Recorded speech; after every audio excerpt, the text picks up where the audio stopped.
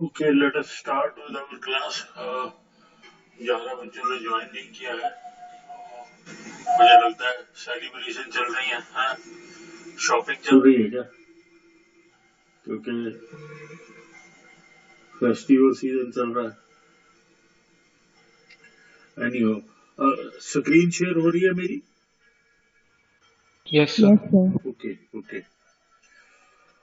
और जीएसटी की रजिस्ट्रेशन पर दूसरा सवाल है, और मैंने पहले बताया आपको रजिस्ट्रेशन पर सवाल पेपर में जरूर मिलेगा। तो हमने पहला सवाल किया था कि किसको रजिस्ट्रेशन करवानी है, किसको नहीं करवानी है। आज हम कर रहे हैं कि अगर आपको रजिस्ट्रेशन करवानी है तो उसका प्रोसीजर क्या है। So explain the procedure for GST registration under the goods and services tax act. How registration certificate can be amended. अगर उसको अमेंड करने की जरूरत है, चेंज करने की जरूरत है, तो कैसे होगा। Discuss exemptions from registration under GST, who are exempt from registration, and also discuss the advantages of registration under GST. अगर आप जीएसटी में रजिस्ट्रेशन करवाते हैं तो आपको एडवांटेजेस क्या होंगे। तो पहले हैं हम जीएसटी रजिस्ट्रेशन का जो प्रोसीजर है, प्रोसेस है, उस पर आते हैं हम, right. GST registration process. Following are main two stages in GST registration. दो स्टेजेस हैं जीएसटी रजिस्ट्रेशन में। Part A of GST registration 1, part B of GST registration 1। पहले हम आते हैं part A of GST registration 1। क्या करना होगा। An applicant shall have to follow 2 steps in the first stage to get himself registered under GST. So पहली stage में उसको 2 स्टेप लेने हैं। Number 1, step number 1, applicant shall submit PAN number, permanent account number, जो उसको income tax से मिला हुआ है, वो सबमिट करेगा। The applicant shall submit PAN number, mobile number and email address in part A of form GST registration 01 on GSTN portal. तो अगर आपने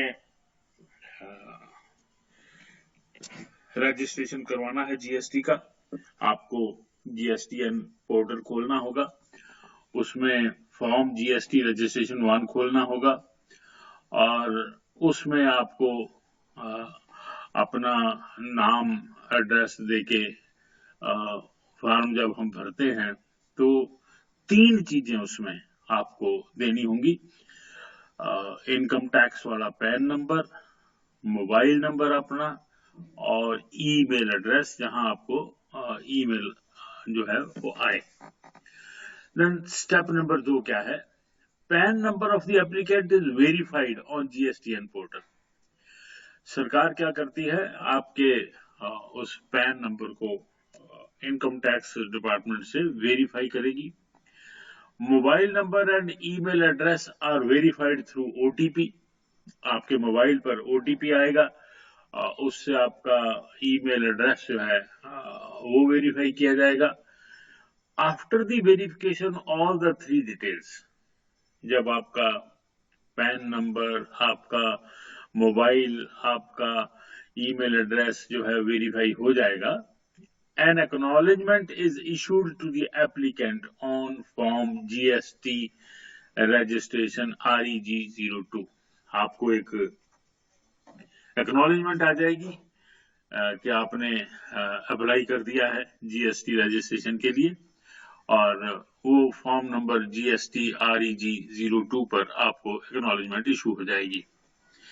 फिर आते हैं हम part B of GST registration 1। जो सेकंड पार्ट है, जिसको पार्ट बी कहते हैं, an applicant shall have to follow 2 steps in the second stage to get himself registered under GST. 2 step और लेने होंगे। यानी कि 2 स्टेप पार्ट ए में है, 2 स्टेप पार्ट बी में है, टोटल 4 स्टेप। सो हम स्टेप नंबर 3 पर आ गए। Now the applicant shall fill part B of form GST REG 01 and he shall have to specify the application reference number issued as acknowledgement in part A। जो part A के second step में आपके पास acknowledgement आई है उस पर एक number आया होगा जिसको हम एप्लीकेशन रेफरेंस नंबर कहते हैं। आपको अब सेकंड पार्ट में उसको भरना होगा। Now this form shall be submitted along with the required documents as per the list of the documents। वो हम पिछले क्वेश्चन में पढ़ चुके हैं। अगर आप सोल ट्रेडर हैं तो आपको कौन से डॉक्यूमेंट्स लगाने हैं, अगर आप पार्टनरशिप फर्म हैं तो आपको कौन से डॉक्यूमेंट लगाने हैं, अगर आप कंपनी हैं तो आपको कौन से डॉक्यूमेंट्स लगाने हैं, वो हम पिछले क्वेश्चन में पढ़ चुके हैं। तो अब आप वो डॉक्यूमेंट जो हैं उनको सबमिट करेंगे, राइट। सब कुछ ऑनलाइन होगा। जो डॉक्यूमेंट्स होते हैं उनकी फोटो लेके अपलोड कर दी जाती है, आप जानते हैं।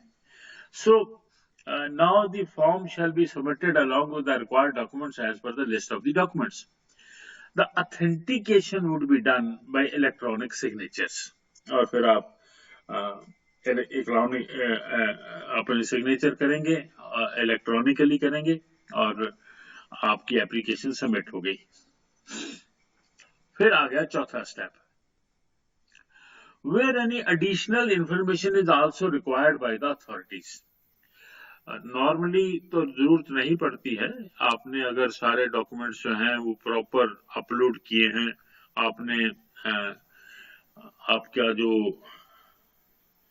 ईमेल है, आपका जो मोबाइल है, आपका जो पैन नंबर है, सारा कुछ वेरीफाइड है, सब कुछ ठीक है, तो आपसे कुछ नहीं मांगा जाएगा। लेकिन कई बार क्या होता है, आपने अपलोड किए भी लेकिन कई बार वो अपलोड होते नहीं हैं और कोई डॉक्यूमेंट कम रह गया, तो अथॉरिटीज आपको आपसे एडिशनल इंफॉर्मेशन मांग सकती हैं।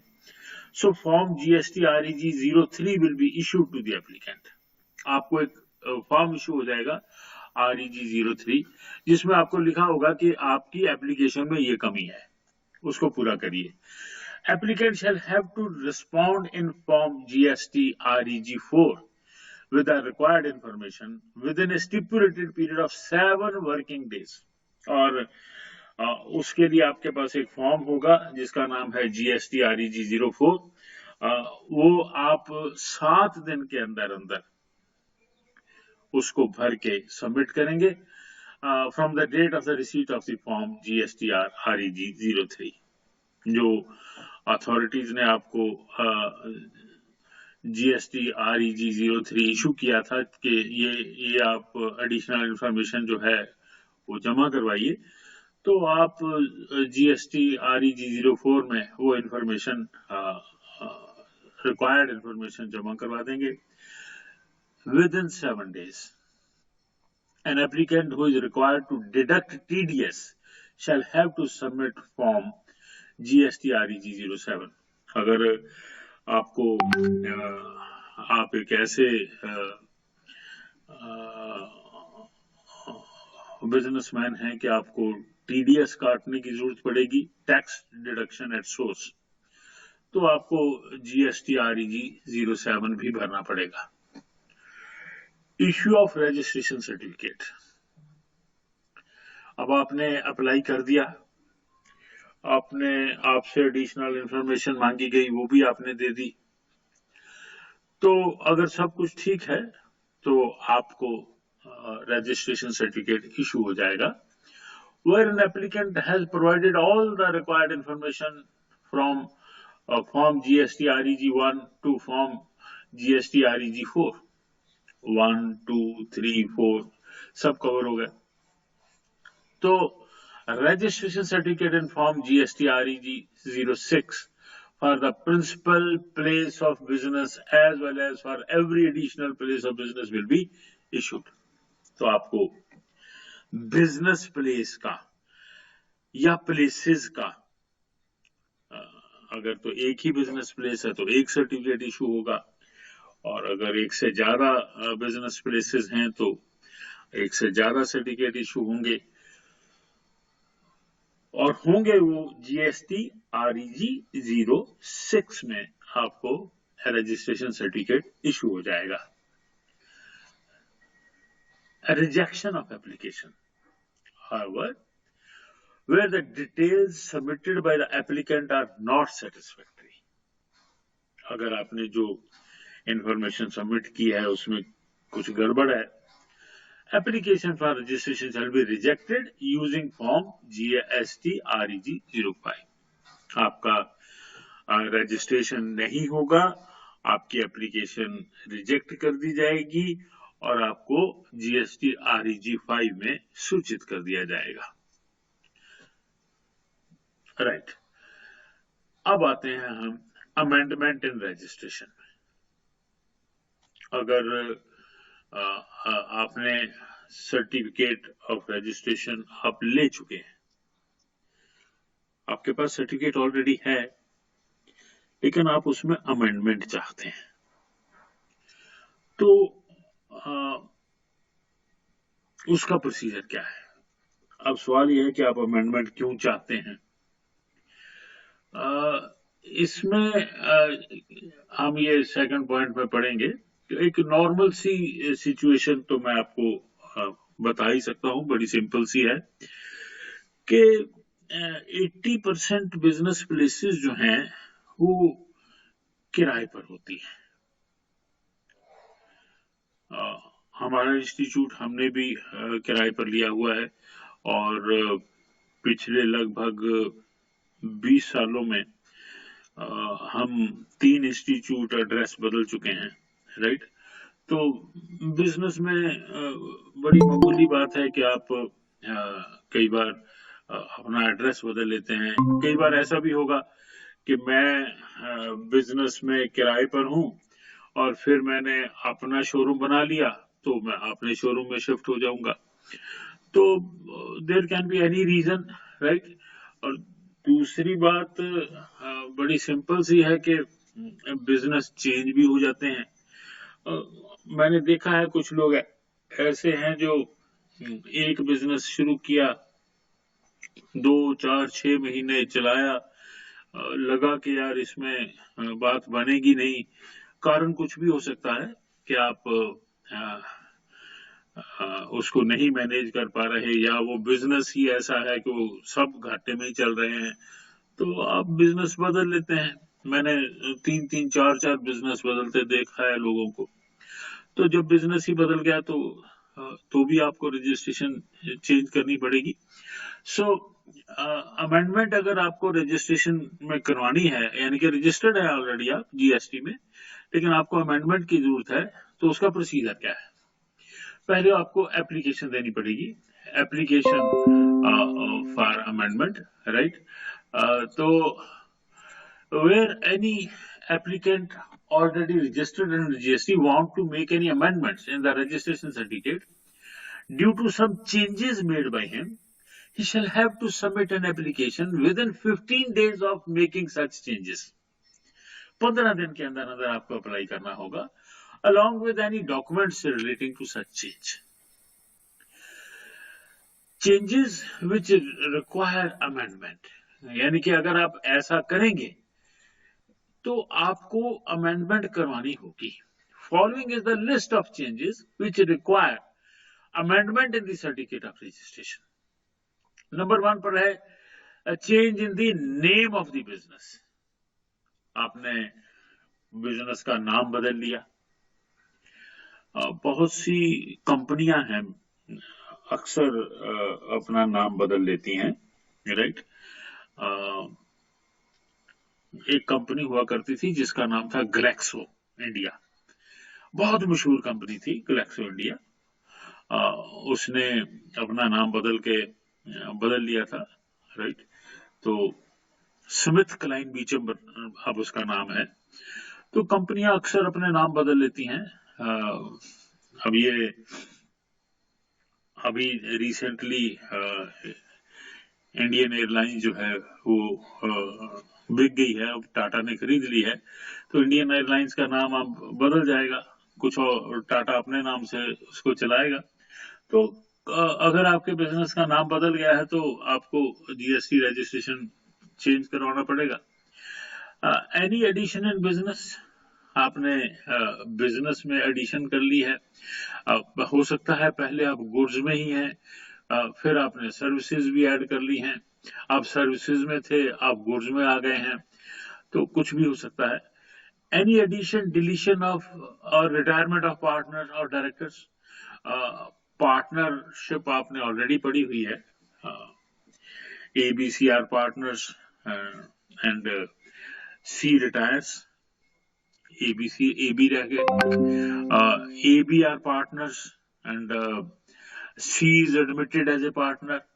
तो एडमिशन है, रिटायरमेंट है, डेथ भी हो सकती है, किसी पार्टनर की डेथ हो गई तो भी सर्टिफिकेट चेंज होगा। Then any change in board of trustees, CEO or officers responsible for day-to-day affairs of the business। तो अगर आपके बोर्ड ऑफ ट्रस्टी चेंज हो गया, आपका सीईओ चेंज हो गया, आपके ऑफिसर चेंज हो गए, तो सर्टिफिकेट में उनका नाम हटेगा और जो नए हैं उनका नाम ऐड होगा, डायरेक्टर्स का नाम ऐड होगा। Where there is a change in the constitution of the business which results in change in PAN of the registered person। तो अगर आपका बिजनेस का कॉन्स्टिट्यूशन ही चेंज हो गया, पहले आप पार्टनरशिप में थे अब आप कंपनी में चले गए, पहले आप इंडिविजुअल थे अब आप पार्टनरशिप में हो गए, तो इन चीजों से आपका रजिस्ट्रेशन सर्टिफिकेट जो है वो चेंज होगा। Then deemed amendment, amendment deemed का मतलब है समझी जाएगी। Registration certificate is deemed to have been amended under the following circumstances. Number 1, यानी कि आपने अमेंडमेंट के लिए अप्लाई कर दिया, राइट, आपने एप्लीकेशन दे दी है। If no action is taken within 15 working days of submission of the application for amendment, 15 दिन बीत गए और आपको कोई इंटीमेशन नहीं आई है,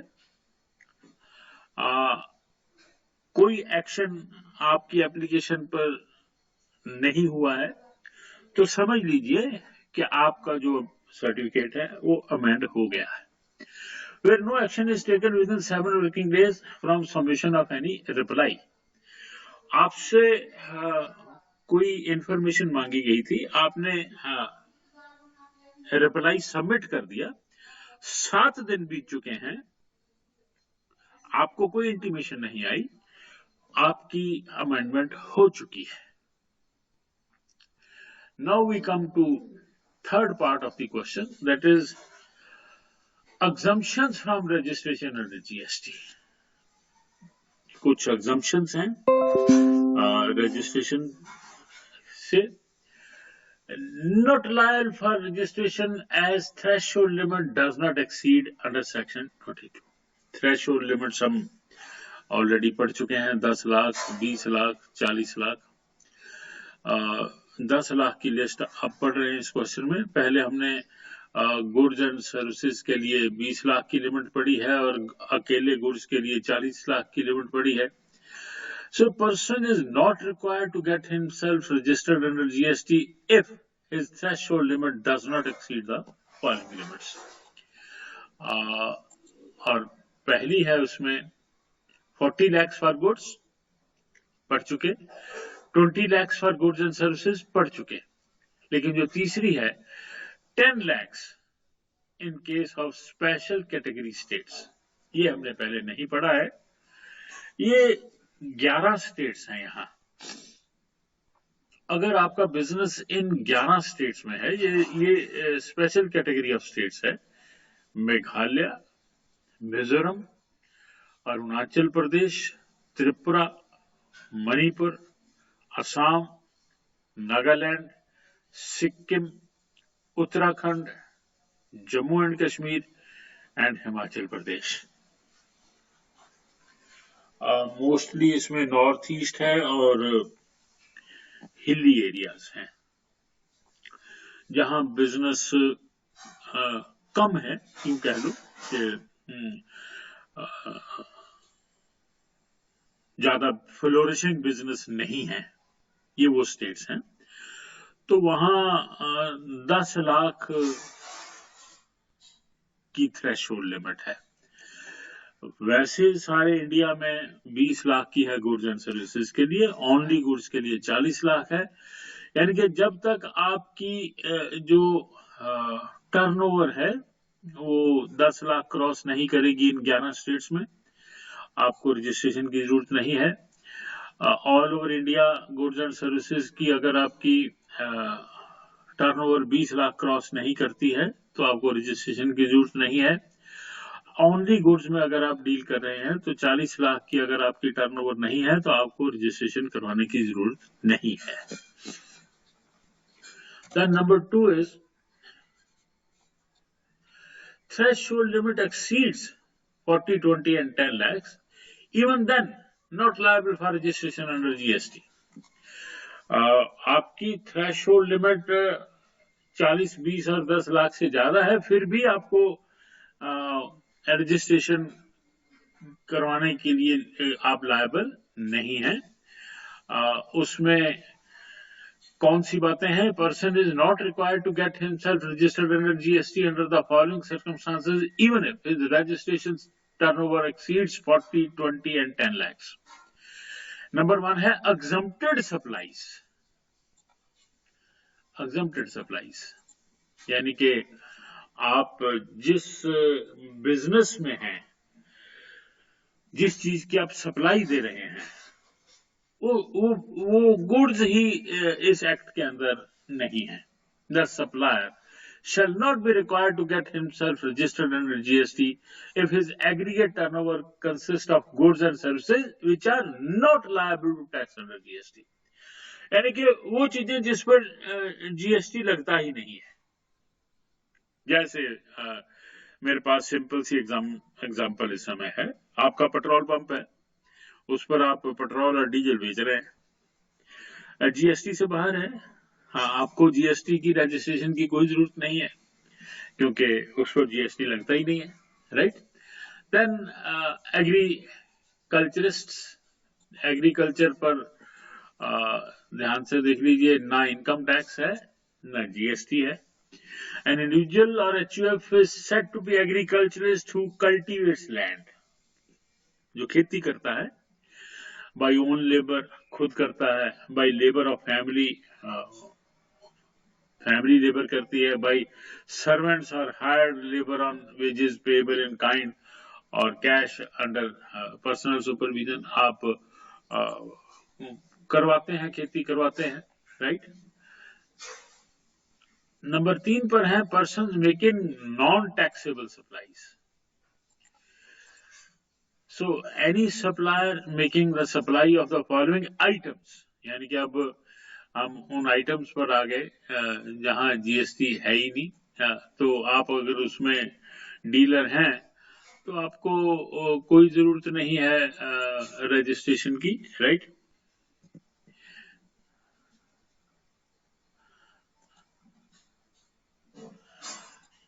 और इनमें कौन कौन सी चीजें हैं? Number 1 petrol and crude petroleum, high speed diesel, natural gas, electricity, aviation, turbine fuel, alcohol for human consumption. ये जो 6 चीजें यहां लिखी हैं ये वही हैं जिन पर सरकार ने जीएसटी लगाया ही नहीं है। यानी कि ये वो जो पुराना इनडायरेक्ट सिस्टम था उसके अंदर ही है, अभी भी एक्साइज लग रही है, वैट लग रहा है, सब कुछ वो पुराना सिस्टम जो है वही चल रहा है इसमें, राइट। तो पेट्रोल है, डीजल है, गैस है, इलेक्ट्रिसिटी है, एविएशन टर्बाइन फ्यूल है, और बेसिकली हाई क्वालिटी का पेट्रोल ही होता है जो हवाई जहाजों में डाला जाता है, और शराब है, अल्कोहल फॉर ह्यूमन कंजम्पशन है। एक बात इंपॉर्टेंट है कि ये सारी चीजें किनके पास हैं? अडानीज एंड अंबानीज, उनके पास हैं। ये वो लोग हैं जो सरकार के खास बिजनेसमैन हैं, जो सरकार को इलेक्शन में करोड़ों अरबों रुपया इलेक्शन जीतने के लिए देते हैं और बकायदा सरकार ने इनको देश को लूटने की छोड़ दे रखी है। लूटो, दबा के लूटो लोगों को। सरकार खुद लूट रही है, राइट। ये वही चीजें हैं जिस पर जीएसटी नहीं लगाया गया है। देन रिवर्स चार्ज, इस पर मैंने पहले ही बताया था आपको, हम अलग से भी क्वेश्चन करेंगे। A person is not liable to get himself registered who is only making supply of taxable goods and services, the total tax on which is liable to be paid on reverse charge basis by the recipient of such goods and services. जिसने बेची है, seller है जो, वो unregistered dealer है। जब वो unregistered dealer है तो उसको रजिस्ट्रेशन उसने तो करवाई नहीं है। जो बायर है, रिसिपेंट है, वो रजिस्टर्ड डीलर है, तो इसको हम रिवर्स चार्ज कहते हैं। तो कहता है a person is not liable to get himself registered who is only making supply of taxable goods and services, the total tax on which is liable to be paid on reverse charge basis by the recipient of such goods and services. अब tax कौन देगा? Buyer देगा। वैसे normally tax कौन देता है? Seller. Seller जमा कराता है सरकार के पास टैक्स, बायर से लेके सेलर जमा करवाता है। यहां उल्टा होगा, रिवर्स चार्ज इसलिए कह रहे हैं इसको, यहां उल्टा होगा। जिसने माल खरीदा है टैक्स वो जमा कराएगा सरकार के पास, क्योंकि जिससे उसने खरीदा है वो अनरजिस्टर्ड डीलर है। तो रिवर्स चार्ज का हम अलग से एक इंपॉर्टेंट क्वेश्चन अलग से करेंगे, राइट। अभी तो उसका रेफरेंस आ रहा है, 2-3 बार आ चुका, पहले भी आ चुका, और मैं आपको बता चुका रिवर्स चार्ज क्या होता है, राइट। अब आते हैं हम रजिस्ट्रेशन की एडवांटेजेस पर। What are the advantages of GST registration? जैसा कि मैं आपको पहले भी बता चुका हूं बेटा जी के जो एग्जामिनर है वो क्वेश्चन पूछते हुए किसी क्वेश्चन का पार्ट, अब जैसे हम रजिस्ट्रेशन के 2 सवाल किए हमने, हो सकता है आधा सवाल वो पिछले क्वेश्चन से उठा ले, आधा सवाल वो यहां से उठा ले, क्योंकि बेसिकली क्या होता है, रजिस्ट्रेशन का एक चैप्टर है, तो उस चैप्टर में से वो क्वेश्चन किसी भी तरह से बना के दे सकता है। हमने अपनी तरह से क्वेश्चन बना रखे हैं, एग्जामिनर अपनी तरह से क्वेश्चन बना सकता है। आधा क्वेश्चन पिछले क्वेश्चन से उठा लेगा, आधा क्वेश्चन इस क्वेश्चन से उठा लेगा और आपको पेपर में डाल देगा। तो you have to be careful, क्योंकि रजिस्ट्रेशन का जो सिस्टम है वो आपने सारा पढ़ लिया, अब कुछ भी पूछ ले आपसे, वो आपको उसका आंसर उसी हिसाब से देना होगा।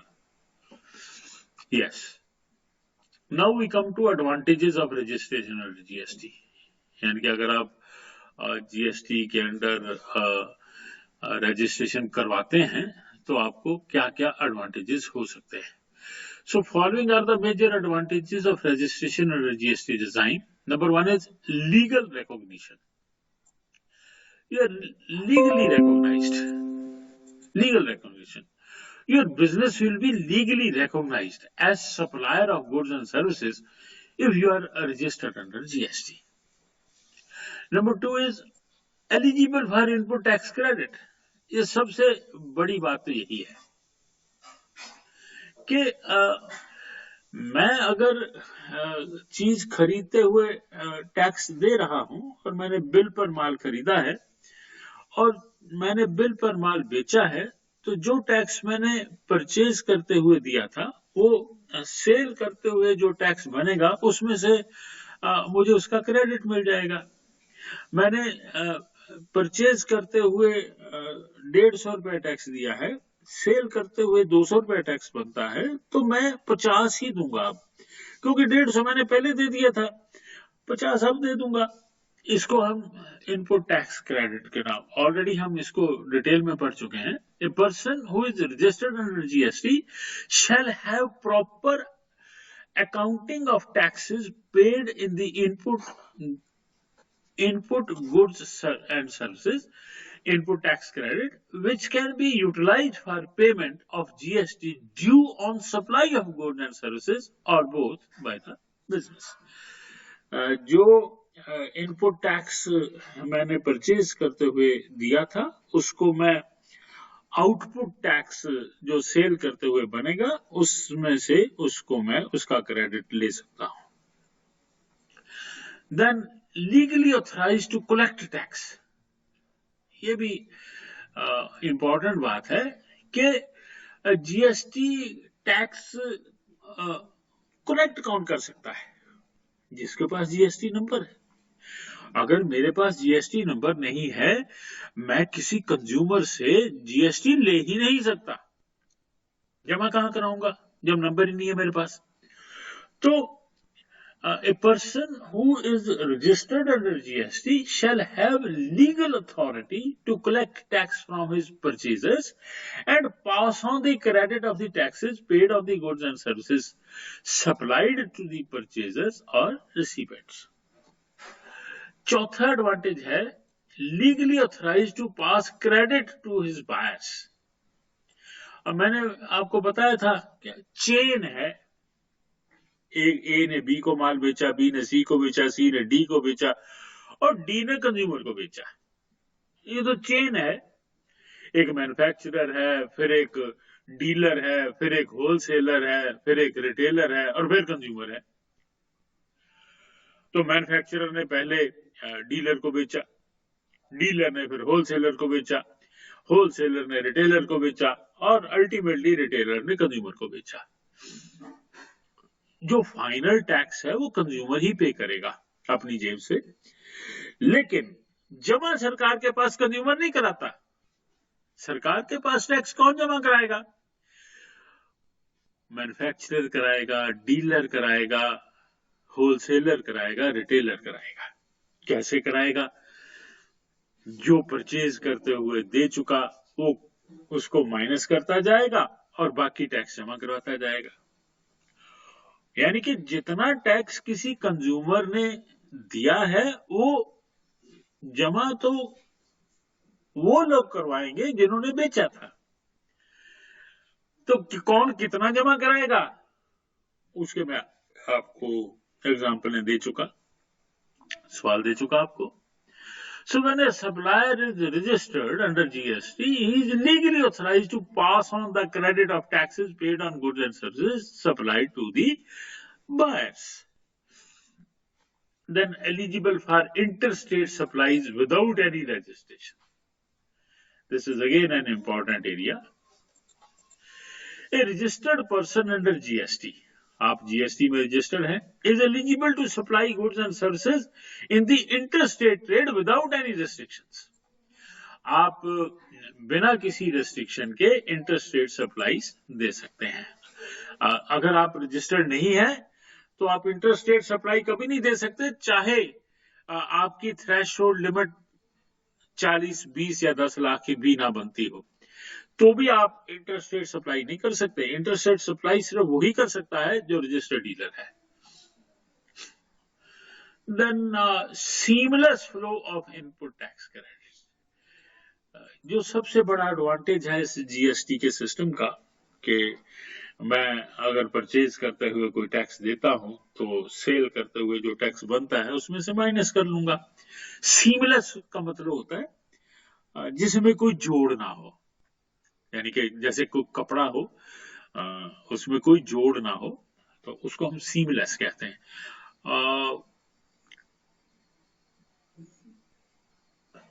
Registration of a person under GST allows all suppliers and recipients of goods and services to claim the benefit of seamless flow of input tax credit among all the registered persons at the national level. यानी कि बिना किसी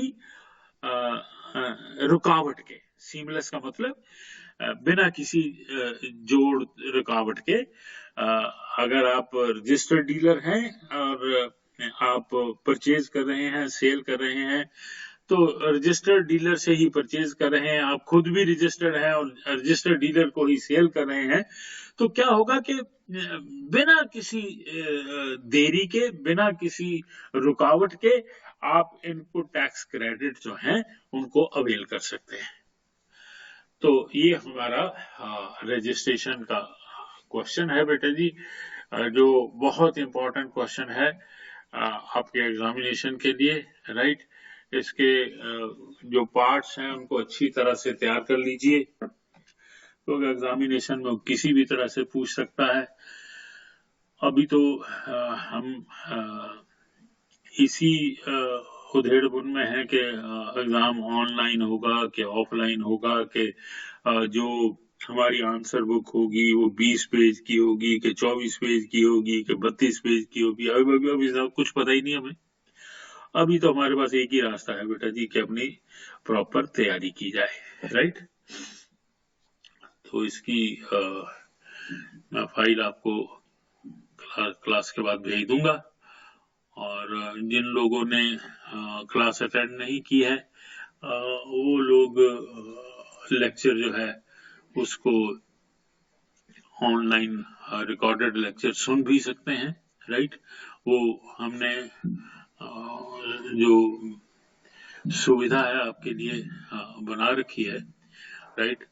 लेकिन फिर भी अगर आप class join करें तो ज्यादा अच्छा रहता है, राइट।